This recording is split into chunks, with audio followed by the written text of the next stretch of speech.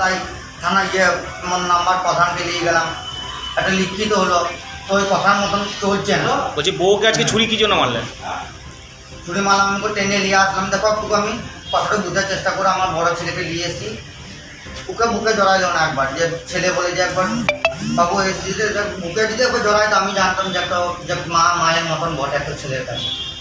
তো একটু জড়াইল না, দিয়ে আমাকে হাতটা ধরলাম, দিয়ে হাতটা ধরে আমায় নিয়ে যেতে চাইলাম।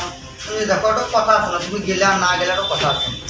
দিয়ে না আমি যাবো না, দিয়ে হ্যাঁ চাল আমায় এমনি করে ফেলে দিল। দিয়ে আমার রাগ উঠলো, আমার রাগ উঠে গেলো, তুমি যাবে না। দিয়ে আমার আগের মাথায় এদিকে ওদিকে খোঁজাখুঁজি করলাম আমি, এদিকে ওদিকে খোঁজাখুঁজি করলাম। কোথায় বাড়ি? ফুলেরা। না বউয়ের বাড়ি কোথায়? বউয়ের বাড়ি তোমার নাম কি?